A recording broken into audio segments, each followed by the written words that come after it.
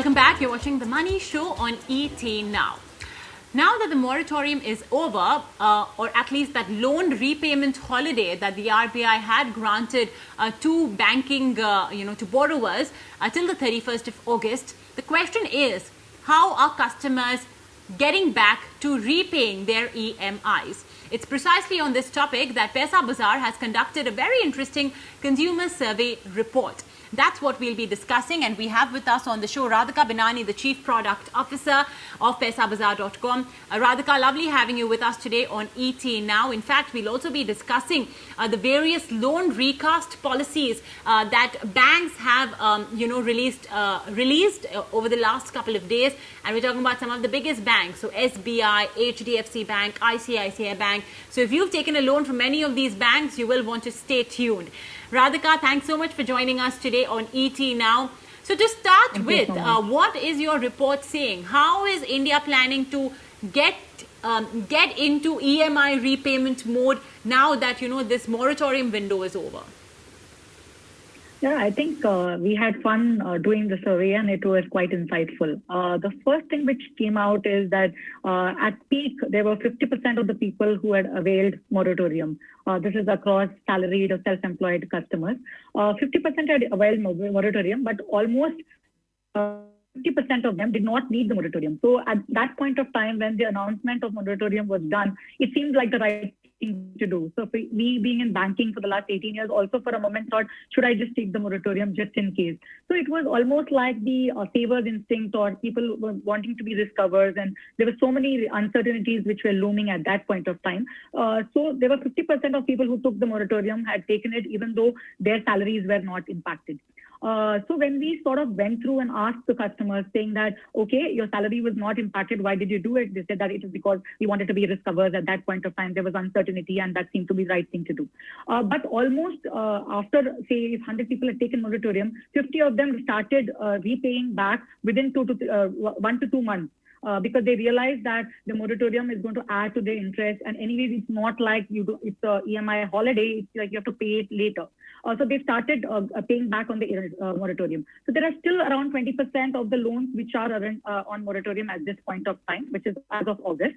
But if you see the number of people who are impacted by salaries and who said that people will not be able to pay their EMIs, around 20% of the people, so around 5 to 6% of the people is what our estimates say, people who might be completely impacted where their salaries have been eroded to more than 80% of their fee, who would have issues paying their EMIs. The rest, I think the EMIs should start flowing in, and that we all wait what happens in September and the first part of October to understand what really has happened. But what our survey is saying is that we are well poised with most of the people, which is less than 10% of the people who are going to be impacted. The others are going to be okay paying their EMIs.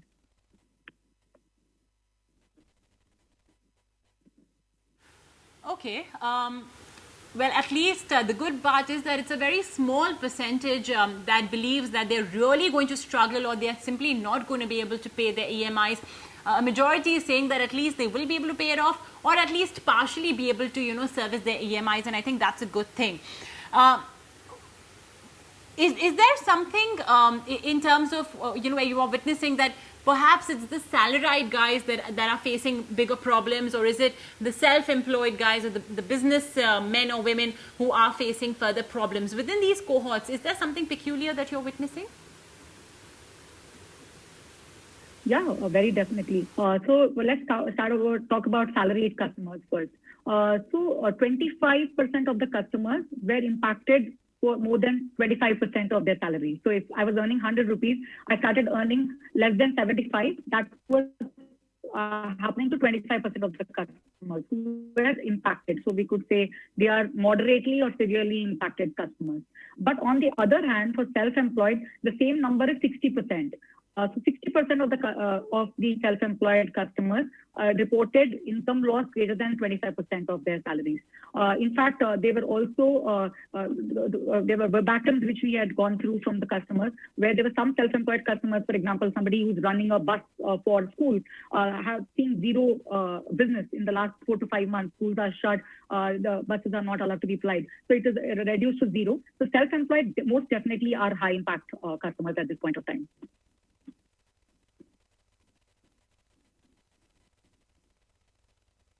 Radhika, let's talk about the loan recast policies now.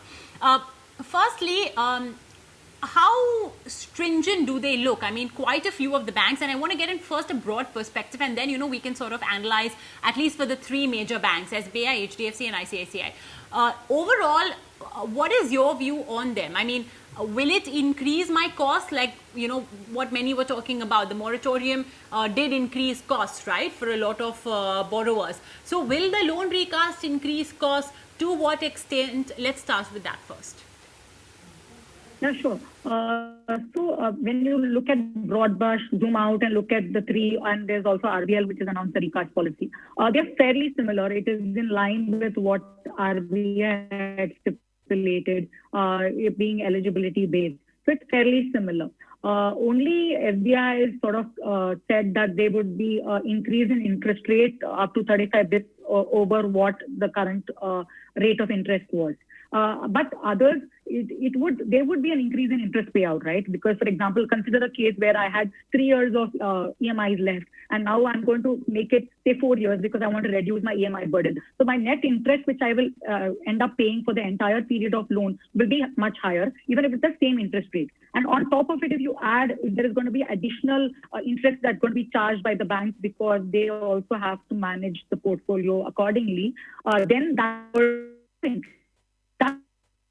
part of it. So that's like sort of visible part of what you can see. What other aspects, what other impact areas which one could imagine which would happen is that the credit profile, the person who's going in for the restructuring, the credit bureau would get to know that he or she has a loan which is restructured. So in that sense, indirectly, that will increase your cost or even eligibility for getting the loans in future. In the next few months, if you're going to apply for another loan, then that would impact your eligibility. So these are the top two, say, impacts of restructuring which one could imagine.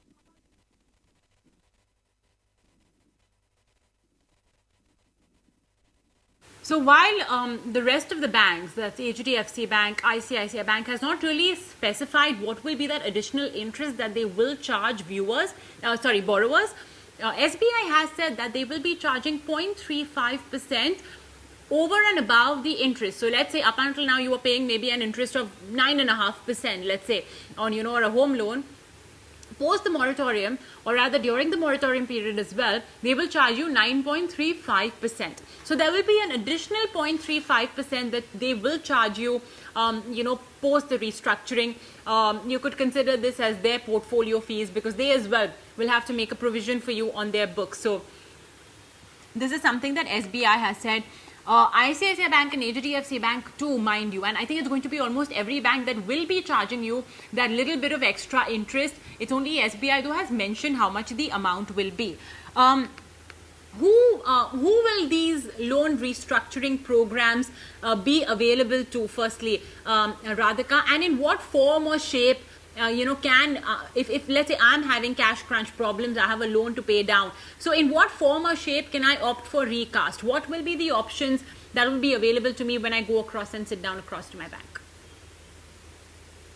So unlike moratorium, this would be completely eligibility based. So the first and foremost eligibility is that your loan should have been a standard loan. That means no outstanding overdue account prior to March 1st, 2020. So you should have been having a clean repayment record at that point of time. Second, all of the banks, if you see the principles which they have laid out, is that you need to show proof of being severely impacted because of COVID, and it has to be because of COVID. So you need to show to the banks that you are severely impacted, maybe in the form of bank statements, pay slips, most definitely. So it's almost like you're applying to a new bank, and you have to be, will be looked at on a case-to-case basis. The third thing, if you see, it would not, see, it will be operationally very hassle. It will be a lot of hassle if banks have to restructure very small ticket loans of, say, 5,000 balance or 7,000 balance. So it will be operationally very hectic for the bank. So there might be a minimum overdue amount which would be eligible for. So it could be 25,000. It could range in any of those range where there would be minimum outstanding amount that needs to be there before you can go in for loan restructuring. And then also it could be variety of different, while currently all of them have talked about all the products, which is the retail loan products, whether it is car loan, education loan, personal loan, durable, consumer durable loans, all of the loans are eligible, but I think it would be a very case-to-case basis. So now what are the form it will take in terms of loan restructuring?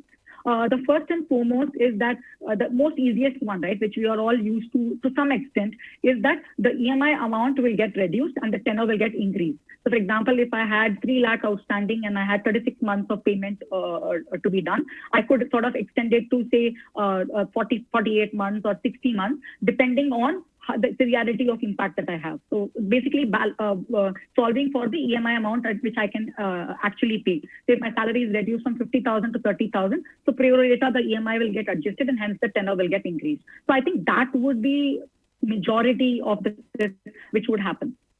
Second thing, if there are credit card dues, the credit card dues, and there could be some EMI on credit card which is already running. So both of that together can be combined and made a loan which can be separately structured on your credit limit. So that could be the second form of restructuring. The third thing is that whatever the interest overdue, the entire amount could be, wherever it's a high ticket loan, the entire amount could be restructured into a separate loan. So a separate loan is being casted, which would then have its own repayment schedule.